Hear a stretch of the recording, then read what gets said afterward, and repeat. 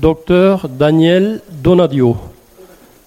Donc le docteur Donadio est oncologue, il a pris sa retraite d'oncologue et maintenant il exerce comme médecin généraliste à la Ville-Dieu du Temple. Voilà. Bon, je remercie le président et toute l'équipe de FNE 82 d'avoir fait ce travail.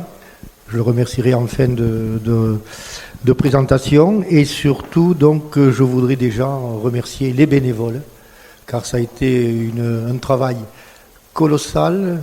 Et quand je regarde avec le recul ce qui a été fait, je me dis que ça résulte du miracle, d'avoir pu mobiliser tant de personnes pour faire ce travail que je vais essayer de vous présenter aujourd'hui, qui est donc les produits phytosanitaires, l'impact des produits phytosanitaires et en particulier des pesticides sur une population de riverains. Bon, on est un peu en pétard, nous, FNE 82, parce qu'on nous avait dit que l'histoire des riverains avait été publiée. Or, ça n'a jamais été fait. Ça n'a jamais été fait, et maintenant, on sort Pestirive. Je rappelle que la première étude, j'en parlerai tout à l'heure, de Pestirive date de 3 ans, et uniquement sur 37 foyers, alors que nous, on a interrogé plus de 1000 foyers. Donc, ça ne fait pas très sérieux, tout ça. Voilà. Alors, moi, je suis médecin. Je suis originaire du Tarn-et-Garonne, j'ai fait mes études à Montauban, puis à la faculté de médecine de Montpellier. J'ai été reçu à l'internat, j'ai été interne des hôpitaux de Montpellier et j'ai fait une spécialité d'abord de pédiatrie, donc je suis un pédiatre. Ensuite, je me suis orienté vers la biologie avec l'hématologie, l'immunologie et la biochimie. Et ensuite, j'ai pris ensuite la chefferie de service de l'hématologie adultes et enfants dans les années 80 et 82 exactement. Et ensuite, j'ai été chef de service pendant près de 30 ans où on a mis en place, bien sûr, tout ce qui est les greffes de moelle, les chimiothérapies modernes. Et ensuite, j'ai 2 autres spécialités qui est la médecine interne et, je vous disais, l'immunologie. Donc, c'est pour ça que je suis un petit peu impliqué là-dedans. Je voulais simplement dire que dès l'an 2000, nous avions déjà publié un travail il y avait beaucoup de maraîchage autour de Montpellier, sur le problème du maraîchage et des lymphomes, qui a été publié en 2000 et qui avait bien montré la relation entre les pesticides et les maladies hématologiques que nous avons bien isolées dans ce travail. Voilà. Alors on y va pour la première diapo. Voilà. C'est l'impact des produits phytosanitaires sur la santé des riverains en Tarn-et-Garonne. Donc, vous verrez, on a pris 2 communes, que je vais vous expliquer pourquoi. Et à partir de là, on a fait une enquête très précise que je vais essayer de vous expliquer. Alors, de quoi parle-t-on ? Je crois qu'il faut être très précis là-dessus parce qu'on mélange un petit peu tout. Et je crois qu'on connaît bien le problème des gaz à effet de serre, que vous connaissez bien, qui sont bien sûr en rapport avec l'émanation de gaz issus de l'industrie, du transport, de l'agriculture, du chauffage et des carbones fossiles, que cela a un impact bien sûr sur la planète avec le réchauffement. On en parlera la fois prochaine, tout à l'heure. Mais surtout, ce qui est maintenant très important, c'est que cette pathologie et qui s'interfère avec les pesticides, c'est que la nouveauté, c'est que ces microparticules et ces ultra-microparticules ont été démontrés à Paris, mais aussi au Japon, mais aussi à Hambourg, dans des écoquartiers protégés. Ils ont bien montré que ces microparticules avaient des incidences au niveau vasculaire et que de plus en plus maintenant, dans notre étude, ça n'apparaît pas. On a des complications cardiovasculaires sur le versant artériel, cœur et cerveau, mais aussi sur le versant veineux avec des phlébites et surtout maintenant, on le sait, chez les femmes enceintes, avec une hypoperfusion du placenta et une des explications, certainement, des enfants de petit poids à la naissance chez des femmes enceintes qui ont été à côté donc des rocades. Donc ça, c'est un problème que je veux déjà évacuer, mais qui peut s'associer, nous le verrons dans certaines situations, notamment dans nos communes. Mais surtout, donc, on va parler des produits phytosanitaires et donc des pesticides qui sont bien sûr bien identifiés. Vous savez que peste veut dire nuisible et cide qui tue. et fongicides, etc. Ça tue les champignons. Et qu'en 2013, 113 substances cancérigènes ont été reconnues cancérigènes. Les vecteurs sont connus, on va en parler, c'est l'eau, l'air, les aliments et le sol. Les conséquences sur l'eau, l'air et les aliments. Et c'est aujourd'hui, l'objet de la présentation, c'est l'impact des produits phytosanitaires sur la santé des patients.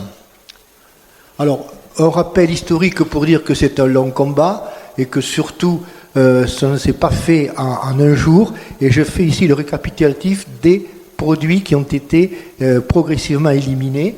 Vous voyez le DDT, 1874 par un Suisse, puis il est mis au placard. Et il est redécouvert en 1944 et il a permis de sauver, si vous avez lu le livre de Primo Levi, l'italien, juif, qui a été interné et qui a bien décrit dans le jour d'après qu'ils étaient aspergés de DDT et cela a sauvé le typhus.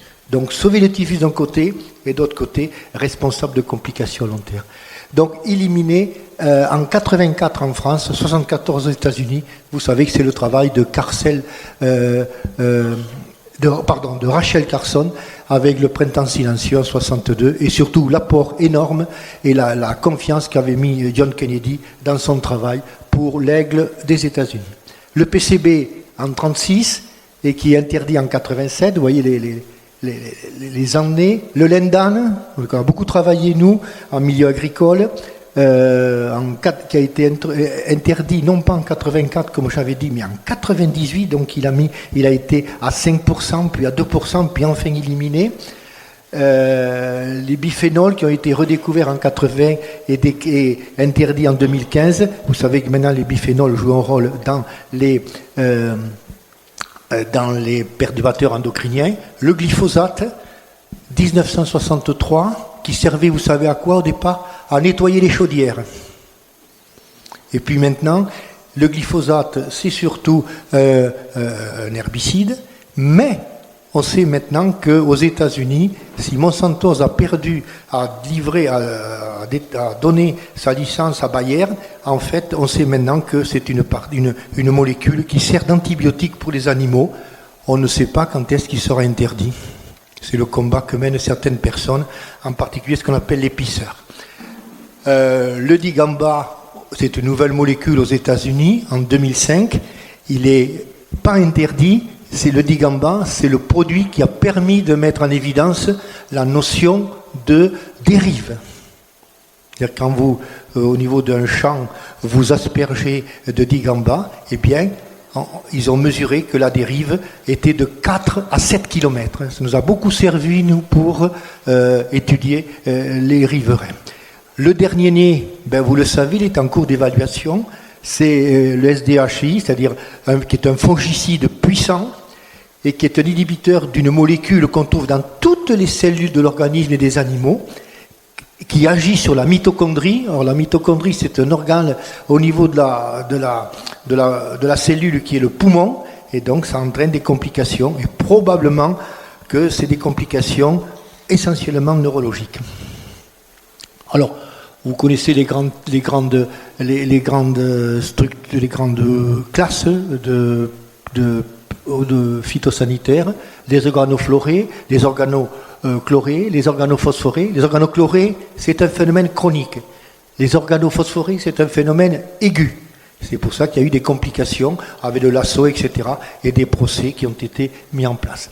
Les actions, c'est les insecticides, les herbicides, les fongicides, et les conséquences sont aiguës et chroniques, je vous l'ai dit, mais surtout maintenant on a bien ciblé les différentes conséquences au niveau sanitaire et au niveau de l'homme, mais aussi parfois au niveau des animaux.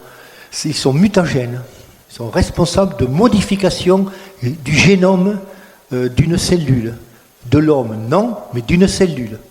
Et si une cellule mute, ça veut dire qu'elle ne répond plus à la régulation cellulaire, et c'est comme ça que se font les états précancéreux puis les états cancéreux.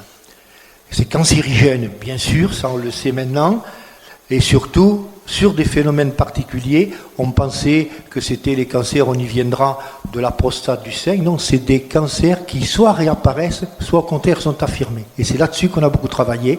Et surtout sur des cancers qui sont en développement rapide, c'est-à-dire qui ont des demi-vies de cellules de 7 à 12 jours. Les globules rouges, c'est un peu plus long, 120 jours, et c'est les complications, elles sont surtout hématologiques. Et ça, c'est un des intérêts de notre public, de notre travail, c'est d'avoir insisté et d'avoir dissocié les cancers habituels de l'hématologie, qui, vous verrez, est extrêmement importante. Bien sûr, sur la fertilité, essentiellement des hommes, vous savez que si on continue comme ça dans le Bordelais, eh bien, quand on a un éjaculat qui a moins de 40% de spermatozoïdes, eh bien, c'est déjà la porte ouverte pour une infertilité. Le développement du cerveau, c'est très important, on en parlera un peu en conclusion, c'est le développement sur la plasticité du cerveau, et c'est comme ça qu'on joue, qu'on met en évidence ces syndromes cognitifs. Chez le sujet jeune, c'est l'autisme, chez le sujet âgé, c'est l'Alzheimer. Les perturbateurs endocriniens, difficiles à mettre en évidence, maintenant on le sait, il n'y a pas que les produits phytosanitaires. Là, bien sûr, vous savez que le premier agent suspect, ce sont les plastiques. Et puis, autre élément important, et ce qu'on a mis dans notre étude, c'est que ça entraîne aussi des complications au niveau du système immunitaire, avec l'éclosion de maladies auto-immunes, c'est-à-dire que les cellules, nos cellules à nous, ont horreur de nos cellules eux-mêmes, c'est ce qu'on appelle l'aurore autotoxicus, et c'est donc des complications de maladies de système graves, comme par exemple la polyarthrite. Voilà, alors le mode d'action, il est bien connu, vous le connaissez. Ce sont des molécules qui agissent, ce sont des résidus maintenant, c'est des cocktails qu'on appelle, et qui sont des doses infinitésimales, et c'est des petites doses, ce sont de micro-molécules, de micro-nuages, et volatiles, qui imprègnent progressivement l'atmosphère et le personne environnement. C'est la répétition, donc des doses infinitésimales, mais la répétition tous les jours, ou la répétition régulièrement, au cours d'une saison, par exemple, qui accentue les effets et cela entraîne une notion d'accumulation. Et nous, par exemple, on avait travaillé sur certains produits au niveau du tissulaire sous-cutané et on s'est aperçu que certains produits restaient, comme le glyphosate, de 4 à 7 ans dans le tissulaire sous-cutané. Bien sûr, ces molécules ont une capacité à coloniser, à investir les tissus cellulaires de l'organisme, la peau, cancer de la peau, du cerveau, des ganglions, etc. Et cela entraîne donc toutes ces complications. Et vous voyez que la dioxine, c'est 7 ans dans le corps. Le DDT, c'est des décennies.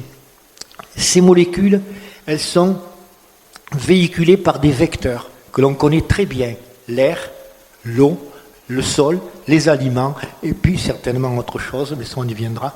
Mais aussi, bien sûr, il y a des situations très particulières que sont le lieu de travail, qui sont la voiture, problème de la voiture aussi très important, et bien sûr la maison. Les conséquences, eh bien, l'idéal, c'est d'avoir un traitement vectoriel. C'est ce qu'on essaie de faire. On traite l'eau, on traite l'air, on traite on essaie de traiter les sols, les aliments, on essaie de faire des efforts là-dessus. Mais en fait, déjà une question qui est en suspens et qui est source de discussion, c'est que c'est le prix à payer pour notre confort. Et l'idée qui sort maintenant, c'est mieux vivre avec moins. Donc je vous demande déjà de réfléchir à ce problème. Est-ce qu'il ne fait pas mieux vivre avec moins? Ça, c'est la grande discussion qu'on peut avoir du point de vue philosophique. On y va, voilà. En l'état des lieux, je vais aller très vite, mais vous le connaissez. C'est 500 millions de tonnes de produits toxiques qui sont utilisés chaque année. Parmi eux, 150 millions sont des perturbateurs endocriniens. Et la France est le 6e utilisateur. En Europe, sur les produits phytosanitaires, la France est quand même le 2e pays après l'Espagne, 4e pays dans le monde après les États-Unis, le Japon et la Chine, mais on ne connaît pas la Chine. Ça, c'est un produit essentiellement de culture, mais on a 4000 tonnes qui sont utilisées par les particuliers, et ça pose un problème. Vous verrez que la loi qui a été faite, on en parlera à la fin, a été améliorée. Alors, la méthode d'évaluation, elle varie par hectare, tant de quantité par hectare, pour 10 hectares pour 100 hectares. Et quand on le regarde au nombre d'hectares, on sait très bien que les États-Unis, eh bien, ils ont beaucoup moins de quantité de glyphosate que nous, et encore moins que l'Espagne, donc c'est un peu discutable. Et en septembre 2019, le dernier résultat donnait 1,4 kg par hectare de produits tels que le glyphosate. On sait que le pays en Europe qui en utilise le plus, c'est Chypre, avec 2,4 kg. En France, il y a des études qui ont été faites. La première étude a été faite dans le Calvados, autour de Caen, une cohorte de 6000 agriculteurs qui étaient uniquement des éleveurs et polyculture. C'est toujours en étude et c'est ça qui a permis de lancer les études et surtout de mettre en évidence certaines complications. 1999, 1999, c'est notre première étude chez les maraîchers, chez les lymphomes autour de la région de Montpellier et qui avait montré qu'il y avait une augmentation importante des lymphomes, c'est-à-dire des tumeurs des ganglions. L'étude continue actuellement. Et puis surtout, la grande étude, c'est l'étude Agrican, qui s'appelle Agrican 2, 2004-2005, toujours en Normandie, autour de Caen, et M. Le Bailly. Et ils ont interrogé, mais de façon très particulière, 567 000 agriculteurs, exploitants agricoles, salariés, retraités, hommes, femmes, cotisant à la MSA depuis au moins 3 ans, auxquels ils ont envoyé un document qu'ils ont dû remplir. Ça a été un peu compliqué. Ça a été une étude bien sûr anonyme, mais il n'y a eu que 185 000 réponses. Et sur ces 185 000 écoles, l'étude est encore en cours. Et si le premier point qui avait été fait en 2010 montrait, vous le verrez, que les agriculteurs ont une meilleure espérance de vie, que le risque de cancer est plus faible chez l'homme et similaire chez la femme, avec une moyenne nationale un peu plus importante. En fait, les études intermédiaires de 2015 et la dernière ont montré qu'il y avait bien sûr une augmentation des cancers et toute une série de pathologies. Les études américaines ont montré qu'il y avait moins de cancers du poumon et du tabac, liés au tabac, qu'il y avait plus de cancer de la prostate, et chez la femme, l'augmentation des cancers de l'ovaire. Mais déjà, vous voyez, augmentation des pathologies sanguines, les leucémies, les lymphomes et les myélomes, m'a dit Caller, plus 20%. Il y a une première méta-analyse qui avait été faite par Christian Laurent, en 2015 à l'INRA et qui n'avait pas montré de relation. Pas du tout de relation. On dit non, c'est pas vrai, etc. 2015. Mais une nouvelle analyse dont les résultats ont été publiés en septembre-octobre 2021, qui ont montré qu'il y avait une relation, puisque maintenant, certaines maladies du sang, notamment les lymphomes et les myélomes, Madit Caller, dont malheureusement est décédé M. Pompidou, eh bien, sont des maladies maintenant qui sont reconnues professionnelles. Donc vous voyez que les analyses, il faut suivre les patients sur de nombreuses années. Si bien que, et le rapport de l'INSERM est monté l'augmentation des pathologies sanguines et ganglionnaires, cancer de prostate, Parkinson et tumeurs cérébrales chez l'enfant, mais il n'y a qu'une étude qui a été faite par les Bordelais et qui est actuellement d'être reprise. Et bien sûr, maintenant, ce qui relevait jusqu'au jour de l'intuition, c'était est aujourd'hui dans les champs du possible, qui est un rapporteur à l'Assemblée, est aujourd'hui une quasi-certitude, on le sait. Quand dans un mur, on détruit une brique, il ne se passe rien. 10 briques, le mur est, et puis 600 briques, c'est bien sûr la disparition, la destruction du mur. Voilà. Donc nous, dans cette étude, après ce rappel, on a essayé de se poser des bonnes questions, et c'est donc d'impliquer une méthodologie qui soit précise, rigoureuse et probablement scientifique. La saisie la plus complète possible, c'est-à-dire aller au contact des familles et les interroger. Cibler les différentes populations, surtout les riverains, puisque les autres n'existent pas, vous le verrez. Il faut définir les thèmes. Et définir les thèmes, Stéphane, c'est on met cancer, trouble Parkinson, et puis c'est tout. Donc nous, on a mis les cancers, on a mis les maladies hématologiques, on a mis les maladies neurologiques avec des troubles cognitifs aux 2 âges extrêmes de la vie, on a mis ensuite les problèmes endocriniens, et on a mis d'autres constatations, en particulier auto-immunes. On a surtout, on a voulu construire un échantillon évaluable de 1000 personnes. Et en fait, avec les enfants, on a 1050 adultes et 150 enfants. Alors là, on s'est appuyé sur des études statistiques, et en particulier sur les études qui sont faites avec les familles, et il faut un échantillon moins de 1000 personnes. On a toujours comparé avec une population de témoins dans l'échantillon, c'est que nous, ce qui était intéressant, pour donner de la force à notre étude, c'était pas de trouver des pathologies, c'était de comparer à une population normale. Et ça, c'est intéressant parce qu'on n'a pas fait le cas témoin, comme on fait, où on n'a pas tiré au sort. Mais enfin, ça, c'est intéressant, et c'est donc par rapport à une population qui est impliquée, qui est riverain, mais qui n'est pas malade. Et c'est par rapport à ça qu'on a calculé l'impact. On a garanti l'anonymat, ça c'est sûr, et répondre à la question qui est simple, c'est quels impacts sur la santé publique et en général des riverains essentiellement. Voilà la question. Voilà. Alors, le département de Tarn-et-Garonne est un département qui est vraiment pédagogique. Car si dans les années 60, il y avait un peu de vignes, peu de vergers, il y avait des céréales et de l'élevage, maintenant avec l'évolution de l'agriculture, avec les nouvelles techniques, eh bien, on peut considérer qu'il y a 4 zones dans le Tarn-et-Garonne. Il y a la zone des rivières, les 3 rivières, et là, bien sûr, on le sait maintenant, la majorité, ce sont des vergers, et surtout, ici, des pommiers. Attends, c'est pas fini, je m'excuse. Ensuite, vous avez les zones au nord, c'est-à-dire la région au-dessus de Caussade. C'est une zone qui est encore d'élevage et qui avait un peu de vignes, mais qui commence à être grignotée, car si vous allez sur Cahors, vous verrez que de plus en plus, il y a il n'y a pas des gilets jaunes, mais il y a des filets blancs, et donc des pommes, des pommiers, des gens de pommiers. Il y a ensuite, au-dessus de Moissac et au sud de Montauban, il y a, et Saint-Sardoz à gauche, il y a bien sûr les vignes. Certes, elles ont énormément réduites, mais elles sont encore importantes.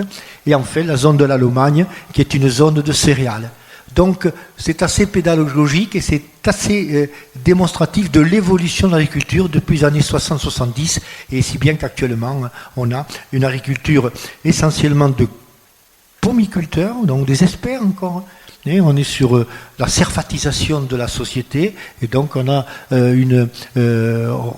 donc les pommiculteurs au niveau des 3 rivières. Et vous savez que avant il y avait des vergers tels que des pruniers, des cerisiers, bien sûr des pêchers. Il n'y en a plus, il n'y a que des pommes.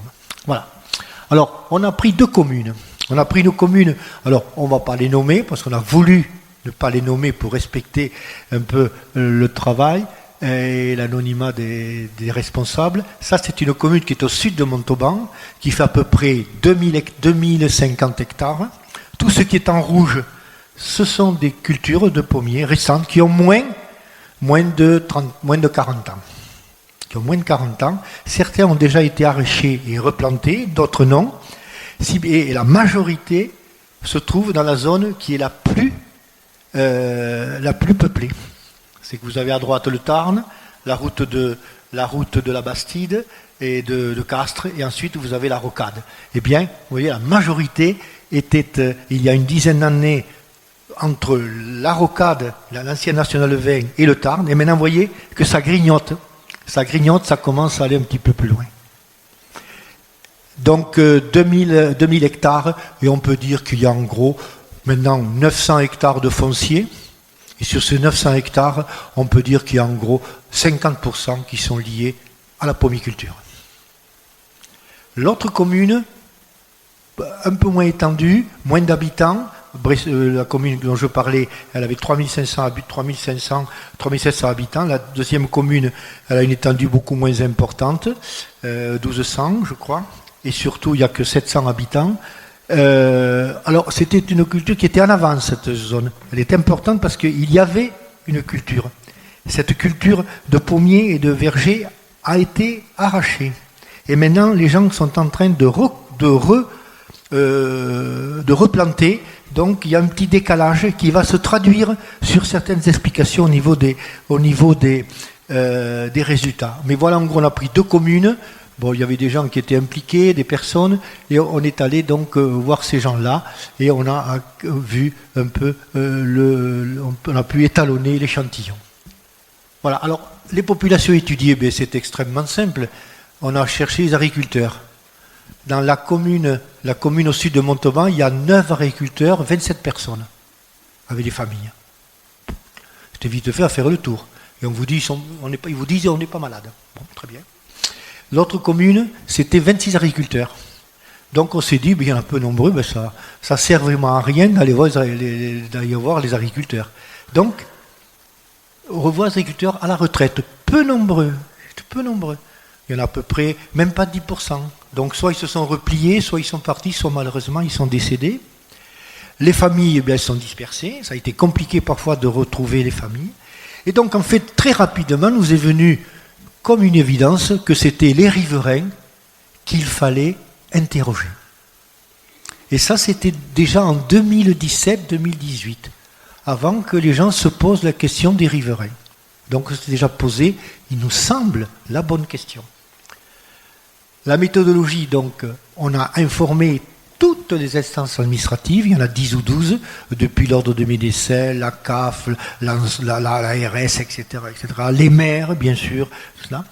Information et avis de passage, on a distribué dans les boîtes aux lettres un avis de passage, signé et contresigné par le maire. On a fait une question de référence, on a fait un questionnaire de référence correspondant à une fiche anonyme qu'on interrogeait. On fait ensuite signer un document qu'on garde nous avec un double à la personne interrogée pour notre dossier. C'est un consentement éclairé.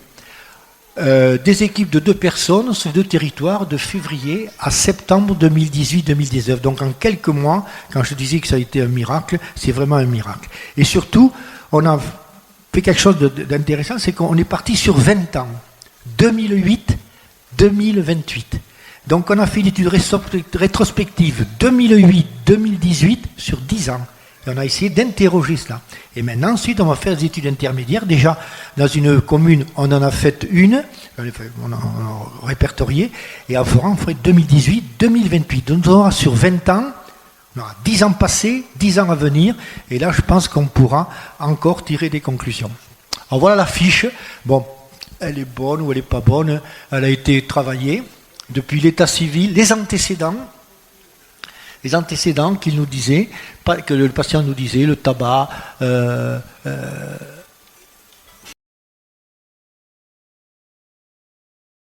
et les antécédents de la famille, très important, vous verrez qu'on a trouvé des choses. Ensuite, les produits, m'excuse, voilà. Et ensuite, surtout, ce qui est intéressant, c'était de dire, est-ce que le rituel d'étude, est-ce qu'il était en bonne santé? Est-ce qu'il était malade? Est-ce qu'il était guéri? Est-ce qu'il était décédé? Et l'âge du décès. Donc, on concluait, il n'est pas malade, la majorité. Il est malade, bon, il est traité. Il est malade, guéri. Et puis il est bon, il est décédé. Et ça, c'est quand même important à savoir. Voilà. Et ensuite, on essayait de trouver la cornée du médecin, parce que parfois, on téléphonait chez les médecins c'était un peu compliqué. Voilà. Ensuite, voilà l'étude, voilà l'exemple qu'on donnait, donc, dossier d'interrogatoire avec un signé, et un qu'on laissait au patient. Il y avait un numéro qui était anonyme, et on avait le numéro de la commune, et puis 1, 2, 3, 4, 5, 6, etc. Comme dans une commune était à 700 et quelques, et l'autre à 300. Voilà. Alors voilà l'effectif enquêté. Sur au sud de Montauban, 783 adultes, 68 enfants, 290 de notre territoire et 54 enfants. Voilà. Il y avait 1195 riverains, soit 34% des riverains infectés. Voilà, on continue. On continue. Plaque suivante.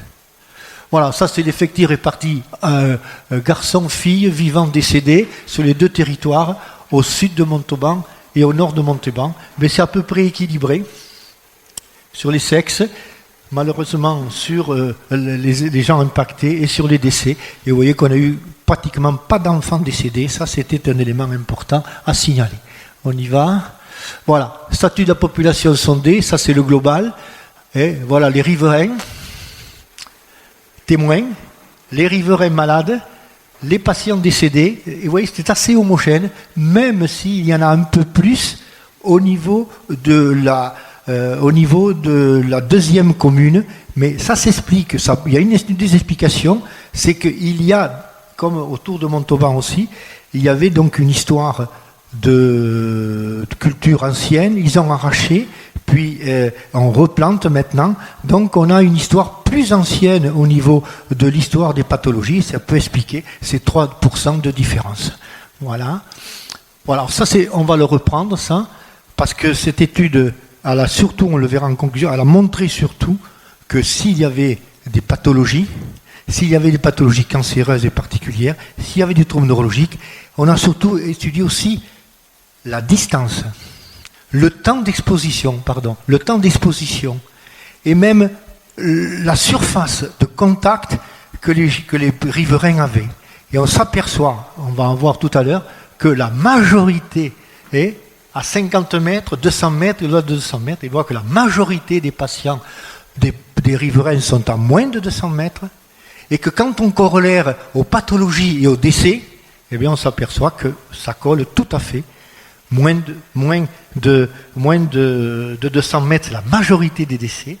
Et là, vous voyez, très important, c'est que sur la deuxième commune, comme je vous avais dit qu'il y avait les gens, ils avaient été arrachés et replantés, vous voyez qu'à distance, on a très peu d'atteinte au niveau des distances. On va y revenir en critiquant Pest riverain. On va revoir ce truc qui nous disent qu'ils font des distances différentes. Retenez bien ça.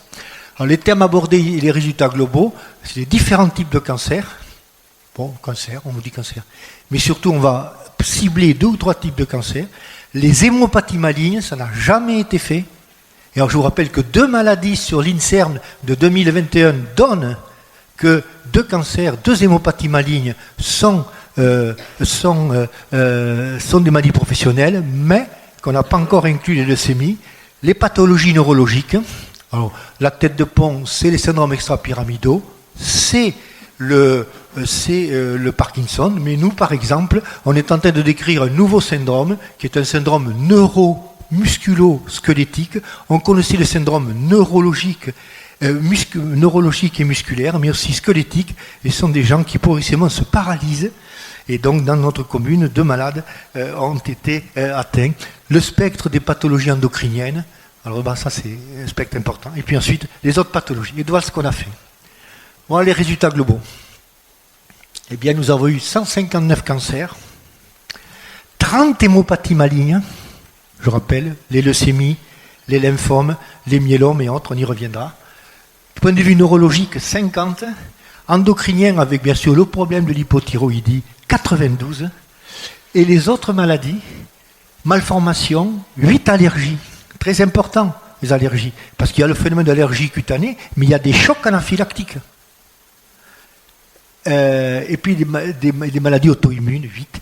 Et tout ça, ça fait 347 malades. Ça veut dire que le chiffre brut que l'on peut retenir, c'est que soit 34% des riverains impactés, possiblement par les produits phytosanitaires, sur 10 ans. Donc c'est quand même important. Voilà. Alors sur le territoire au sud de Montauban, on va disséquer un peu mais rapidement, il y a 116 cancers, 24 hémopathies malignes. Vous avez 40 pathologies neurologiques, 55 pathologies endocriniennes, 8 allergies, donc 3 hypersensibilités, donc, pour lesquelles il y a une personne à déménager, une autre personne se confine dès qu'il y a les épandages. Et le meilleur marqueur, c'est le chat. Le chat est très inquiet et il rentre vite, il se cache. Les maladies auto-immunes et malformations et autres, on a maintenant une tumeur bénigne qui est en expansion, qui est une tumeur cérébrale, qui est un méningiome, et on a actuellement, on a une corrélation, tumeur bénigne, méningiome et pesticides. Par exemple, dans une commune, nous avons 3, ce qui est inhabituel. Le méningiome, on en voit 1 toutes les 30 ans. On y va. Au niveau du territoire, au nord-ouest de Montauban, 43 cancers, 6 hémopathies, pathologie endocrinienne 10, spectre endocrinien 37, vous voyez, surtout la pathologie endocrinienne, les cancers. Il y a peu d'hémopathies malignes, parce que bien sûr, l'hémopathie, c'est récent ce phénomène, donc il n'y a pas d'histoire ancienne, contrairement à ce qu'on avait. Pas de pathologie neurologique, là, population peut-être plus jeune. On continue. Voilà. La synthèse des 2 territoires, on l'a déjà dit. Alors voilà. Ça, c'est quand même intéressant, parce que sur ce chapitre, au sud et au nord, c'est à peu près cohérent. Mais surtout, on ne s'est pas intéressé, pour la prostate, on sait qu'il y a une légère augmentation. Cancer du sein, c'est pareil, sauf l'homme. Cancer du sein chez l'homme, c'est indiscutablement un marqueur des pesticides. Ça, c'est classique. Mais surtout, on s'est intéressé aux tumeurs cérébrales, aux tumeurs de la peau, aux ovaires et aux reins. Et là, notre grande surprise a été bien sûr les tumeurs cérébrales. On a eu relativement important dans la commune au sud, les tumeurs de la peau, et pas au niveau des zones des parties découvertes. C'est des cancers, non pas de la peau du soleil, mais c'est des cancers qui récidivent, qui sont sur des zones non liées au soleil, qui sont bien connues maintenant. Et puis surtout, on avait les ovaires, ça c'est la grande surprise. On pensait avoir réglé le problème des cancers de l'ovaire. Or, il est là, bien présent, au niveau des ovaires. Et puis surtout, grande surprise aussi, c'est le rein, cancer du rein. Si bien qu'actuellement, l'équipe de Bordeaux a même publié un papier où elle dit « Tout patient qui est atteint d'un cancer du rein et qui a été au moins pendant 3 ans soit riverain, soit agriculteur, soit en contact avec les pesticides, on doit mettre une relation entre cancer du rein et pesticides. » Voilà, donc c'est ça des phénomènes nouveaux avec les hémopathies sur les cancers. On continue. Voilà, sur les leucémies, sur les hémopathies malignes, ça change complètement puisque ça, c'est pas isolé. Donc nous, on l'a isolé et vous voyez, bon, on n'a pas de leucémie au nord-ouest, mais on a des leucémies chez nous, des leucémies lymphoïdes chroniques qui apparaissent, on a des lymphomes, vous voyez, et ça apparaît ici aussi. Alors que donc, vous voyez, je peux vous dire, moi, que si vous avez de la vigne, c'est pas un symptôme neurologique. Si vous avez des pommiers ou des vergers, c'est probablement une hémopathie maligne. Attendez, je m'excuse. Ensuite, les lymphomes, quand même, c'est la grande surprise des lymphomes. Les myélomes, vous verrez que là, j'ai fait l'enquête depuis 2018, à nouveau beaucoup de myélomes. Et ensuite, des hémopathies, autres pathologies. Et quand on regarde des points de vue neurologiques, eh bien, la grande surprise, on pensait trouver beaucoup d'Alzheimer, de Parkinson. En fait, le Parkinson, c'est un diagnostic très difficile à faire. D'une part parce que c'est très disparate, très dispersé. Ensuite, nous avons ce Parkinson qui est la maladie de Lévy, le corps de Lévy, qui est particulier là aussi, qui est relativement fréquent maintenant. On ne sait pas l'origine, mais surtout, qu'est-ce que je veux dire ? Oui, c'est difficile à montrer. Donc, on devrait parler plutôt de syndrome extra-pyramidaux. Donc, il y en a peu. Mais seulement, il n'y a pas beaucoup de vignes. C'est normal, oui, il n'y a pas beaucoup de vignes. Par contre, la grande surprise, c'est les Alzheimer. Et vous verrez qu'il y a une notion importante qui va sortir, qui s'appelle la surcontamination, la surexposition. Sclérose en plaques, aussi. M'a dit Charcot, non. Alors surtout, maintenant, on a ça, les syndromes neuromusculo-squelettiques. Et ça, donc, c'est un syndrome qu'on commence à décrire, que les rhumatos que je vois douter, et même les neurologues, qui maintenant existent, et qui est un tableau très particulier pour lequel j'ai en mémoire 3 patients, et pour lequel il faut faire, nous les médecins, l'enquête, et surtout il faut qu'il soit pris en charge comme maladie professionnelle. Et ensuite l'enfant, et bien l'enfant c'était essentiellement, là c'est des autismes, des syndromes, le spectre autistique, on y reviendra. On y va, l'endocrinologie, vous voyez, c'est surtout les problèmes de thyroïde. Ça a été plus ou moins bien exploré. On a eu très peu de puberté précoce, parce que chez les garçons, c'est des pubertés précoces, ainsi que chez les filles, très peu, mais c'est probablement sous-estimé parce qu'on n'a pas surtout insisté beaucoup là-dessus. On y va. Et alors, les nouvelles constatations, c'est les allergies, surtout au sud, avec des syndromes d'hypersensibilité, des chocs anaphylactiques, et ça, il faut être extrêmement vigilant. Ça a même la même gravité que les personnes que vous avez dû connaître, ou que vous connaissez, qui sont sensibles aux crustacés. Donc il faudrait avoir, chez ces gens-là, je leur ai incité à avoir une trousse d'urgence à la maison. Donc ça a des implications au quotidien, tous les jours, à la trousse d'urgence. C'est l'hypersensibilité. Et puis les maladies auto-immunes, des thyroïdites, des maladies neurologiques. Tout ça, c'est un fait tout à fait nouveau.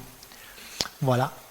Alors, quelques exemples. Ça, c'est un travail que j'ai encore fait, qui est particulier, mais qui montre bien l'impact de l'évolution des hémopathies.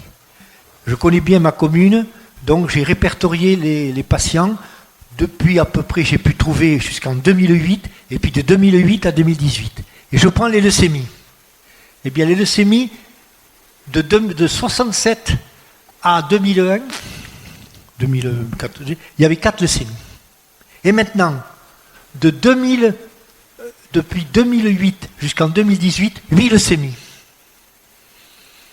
Donc il y a eu 2 fois plus. L'autre sur 20 ans, là sur 10 ans. Pour les leucémies chroniques, pareil. Pour les lymphomes, c'est pareil. Pour les myélomes, c'est pareil. Et autres maladies aussi pareil. Donc on s'aperçoit qu'avant, 8 cas d'hémopathie maligne, et maintenant 23 cas. Donc à côté des cancers classiques que l'on connaît, nous avons maintenant les hémopathies malignes. Les hémopathies malignes, c'est sûr, ça commence à sortir, c'est lié, bien sûr, à des pratiques très spécifiques. On continue. Voilà, alors j'ai pris sur 2 kilomètres, j'ai pris l'histoire des familles sur 2 kilomètres. Eh bien, sur 2 kilomètres, nous avons cancer du sein, allergie, tumeur bénigne, cancer de la peau, tumeur cérébrale, lymphome et pancréas, Alzheimer, cancer du sein, Parkinson, Alzheimer, cancer du sein, avant 2008. Ça, c'était à gauche. Et à droite, cancer digestif, ORL, myélodysplasie, cancer du poumon et leucémie, Alzheimer, lymphome, sclérose en plaques, un peu âgé, cancer de la prostate, leucémie, un malade, cancer de la thyroïde, du rein et de la prostate. En 10 ans. Tumeur cérébrale bénigne, c'est un méningiome, myélome, cancer du poumon. Donc ça sur 2 kilomètres. Alors il y avait polyculture et il y avait de la vigne. Et maintenant, depuis à peu près une vingtaine d'années, sur à peu près 10 km, il y a à peu près 1 km de verger. Je continue. Voilà, pour dire quelles ont été les perspectives. C'est que le comité veille sanitaire qui avait ensuite informé les maires, et on a fait des réunions qui ont été parfois houleuses pour donner les résultats. On est allé devant des gens, ça a été un peu chaud, il y a eu des discussions, on a failli en venir eux-mêmes, il n'y a pas de problème. Il y a eu des insuffisances dans l'enquête, je suis d'accord, en particulier pour les femmes enceintes, on n'a eu que 2 femmes enceintes, les antécédents des riverains et leurs familles sont parfois mal rapportés, manque de précision, mais on a pu quand même sortir des choses. Les points forts de l'enquête, c'est que ça a été un contact direct avec les familles, 80%. Référence de plus de 1000 riverains, études qui n'avaient jamais été faites à ce jour. Et les résultats surprenants sont à préciser, on va y venir. Surtout, ce qui a été intéressant, c'est qu'il y avait une demande d'information précise pour les personnes âgées et surtout pour les enfants. C'est bien qu'on est repassé, on a donné des informations, des photocopies, des documents, et les gens ont été assez intéressés, notamment une jeune maman qui brutalement, on l'appelle à 3 heures de l'après-midi parce que sa petite fille fait une hémorragie génitale, à 8 ans et demi, à la surprise de tout le monde, et en fait la maman qui était au courant a bien compris que c'était une puberté précoce, c'était comme ça que ça s'est déclaré, elle était bien au courant. Et vous voyez les 3 points forts qui ont été à confirmer, c'est la durée d'exposition, moins de 10 ans, plus de 10 ans, et même on parle maintenant de 3 ans, la distance avec les zones impactées, 50 mètres, 200 mètres et au-delà. Et ensuite, les surfaces impactées, elles sont bien délimitées parce que sous le cadastre, on peut bien voir les maisons, à combien de mètres elles sont, combien d'hectares il y a au contact des riverains. Voilà, alors j'ai fait une actualisation sur la population que je connais, et vous voyez déjà, tumeur cérébrale 2, de 2018 à 2020. Un médecin a une tumeur cérébrale en 40 années. Soigne.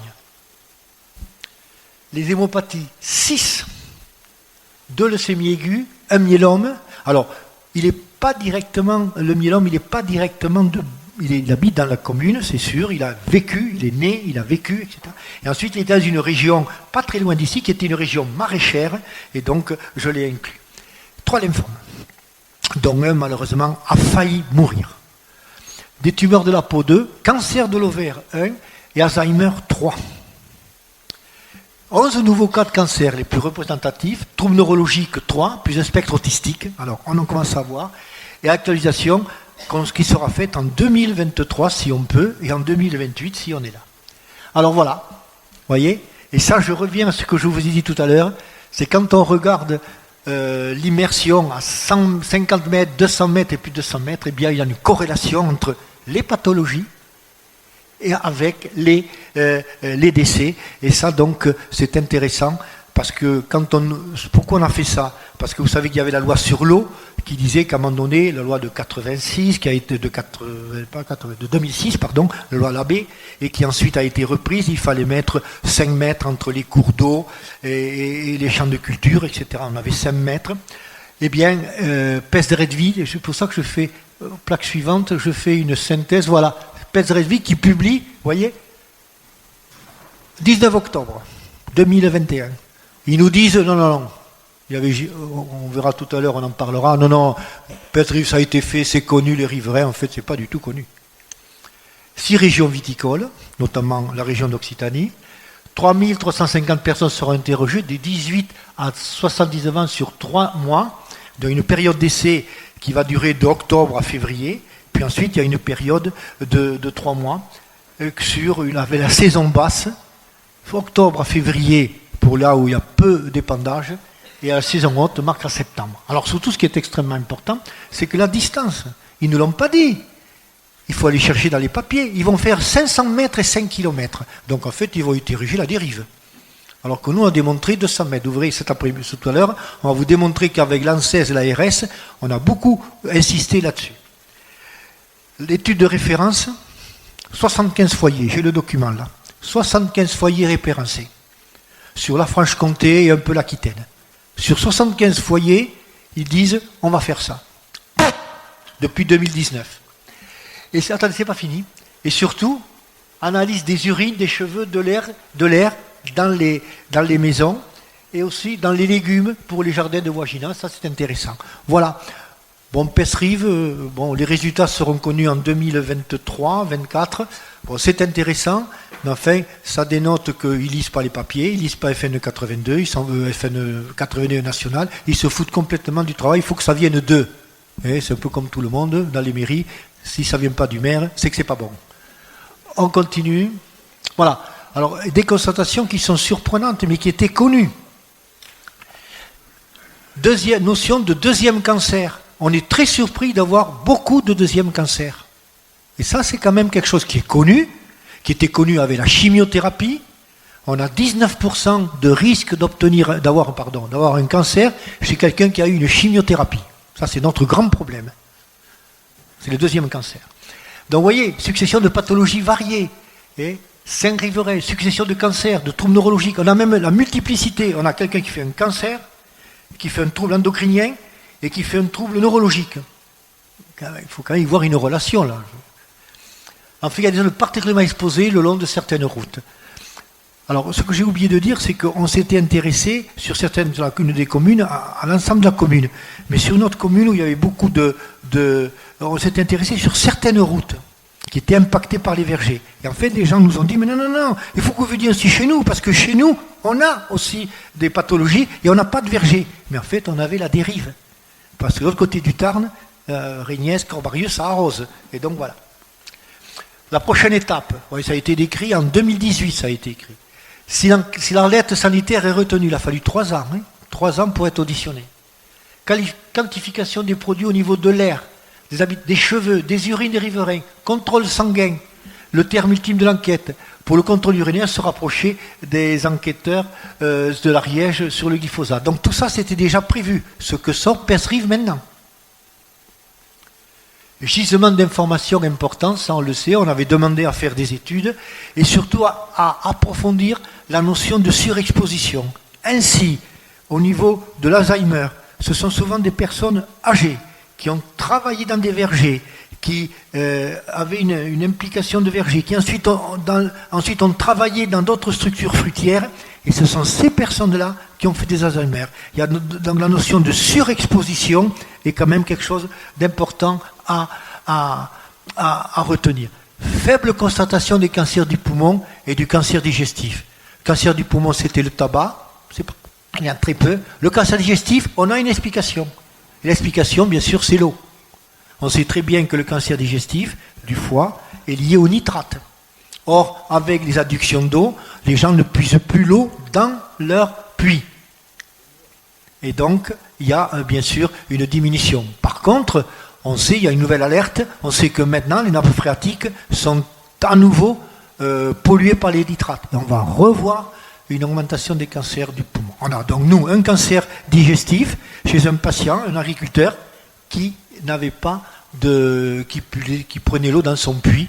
L'eau est jamais contrôlée, il faudrait la contrôler tous les 2 ans. Vous savez que ça coûte 137 €, et bien sûr, je comprends qu'il ne va pas le faire. Par extension aux autres territoires, si l'alerte est confirmée, on avait demandé d'allouer des moyens humains, techniques et financiers. Bien sûr, rien n'est venu.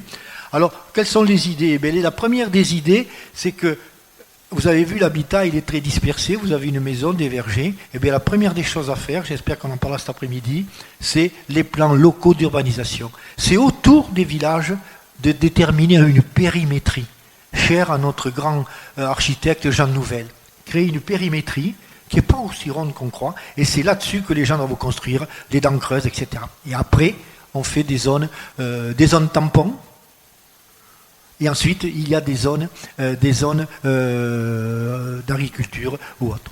La deuxième étape, c'est la charte des riverains, c'est la loi, on va en parler, c'est la transition pesticides, et actuellement, vous savez qu'en 2017, la loi disait plus de pesticides au niveau des structures publiques, parcs et jardins.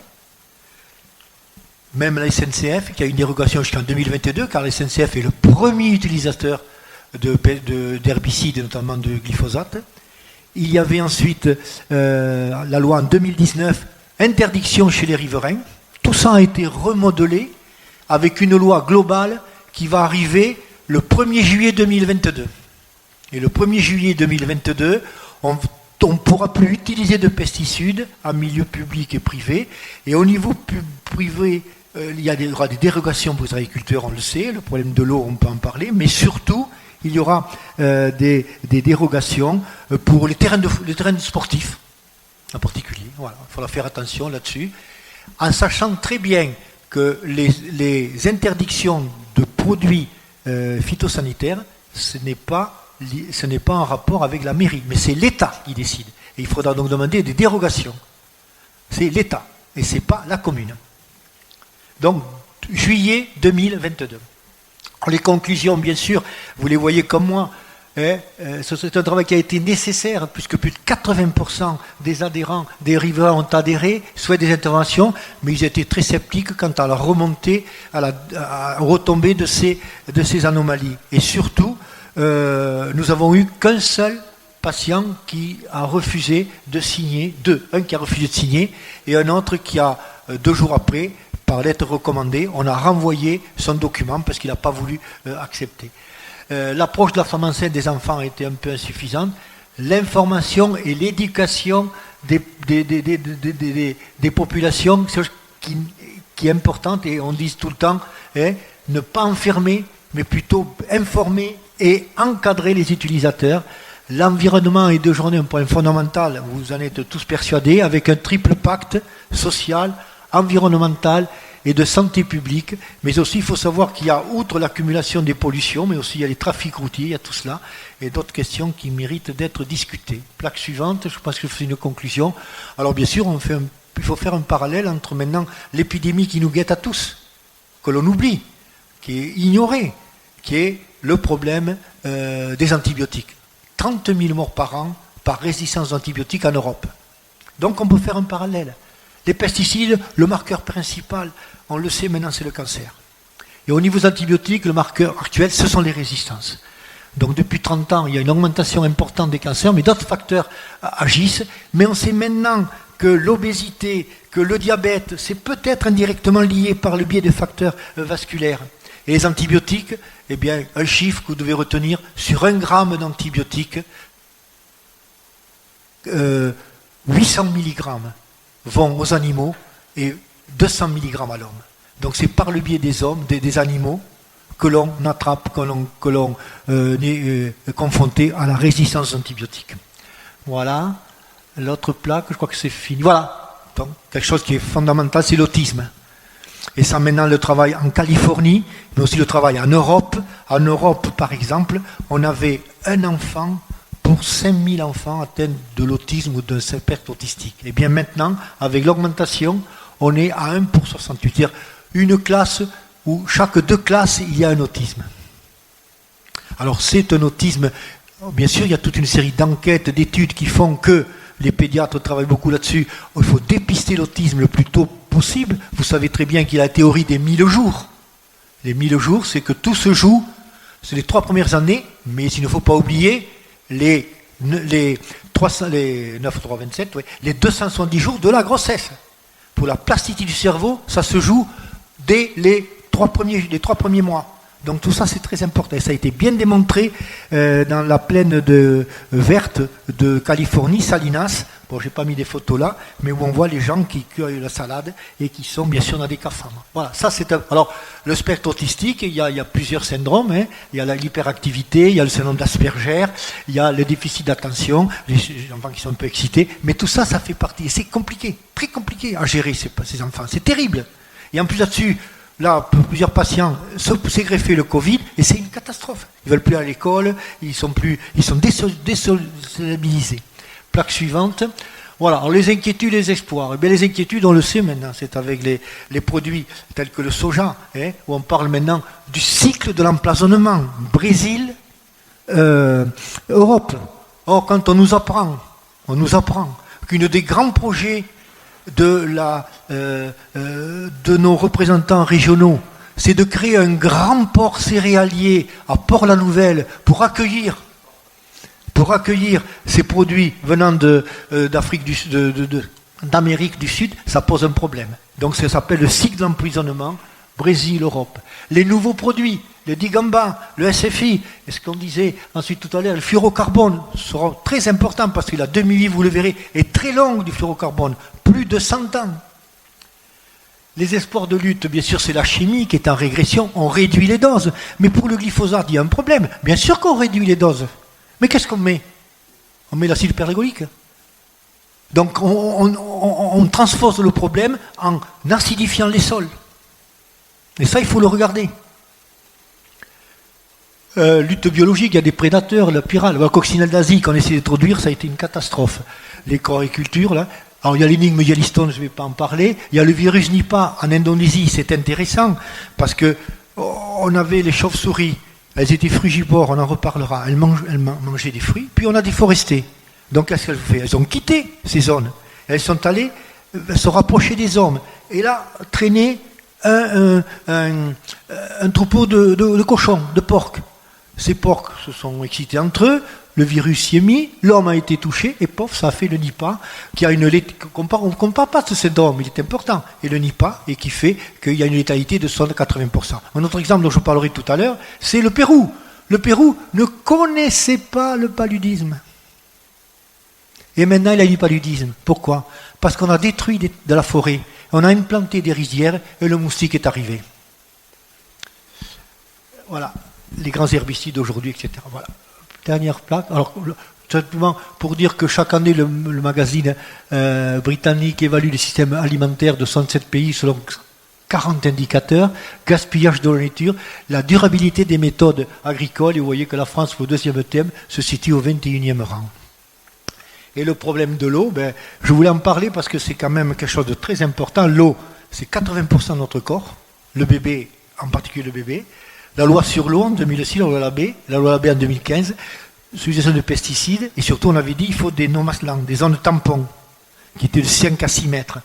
Eh bien, nos spécialistes ont contourné la loi en transformant des produits, des ruisseaux qui étaient des cours d'eau, en les transformant en roubines, en petits ruisseaux, etc., et qui échappent ainsi à la loi sur l'eau.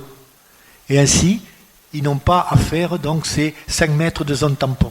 Le stockage de l'eau, l'Espagne c'est 80%. En France c'est 20%. Donc il faut apprendre à stocker l'eau et l'eau de ruissellement. Très important. Parce que le problème de l'eau, vous ne faites pas d'illusions, le prix va augmenter tous les jours. Et l'utilisation de l'eau au quotidien, il faut prévoir. Moi je milite pour une maison avec double circuit d'eau habituel. Et circuit d'eau à partir du recueil pour quand vous tirez la chasse, vous enrichissez Veolia, par exemple. Voilà, je crois que c'est fini. Voilà, et surtout le temps consacré des enquêteurs qui ont vraiment fait un travail extraordinaire. Bon, après il a fallu diépeter avec les secrétaires, mais tout ça est le travail d'une équipe autour du président Delfaux, et je pense qu'il faut encore une fois les remercier pour ce travail qui fera date, je crois, dans l'histoire de FNE et qui fera date dans l'histoire peut-être de ces pesticides. Voilà, madame.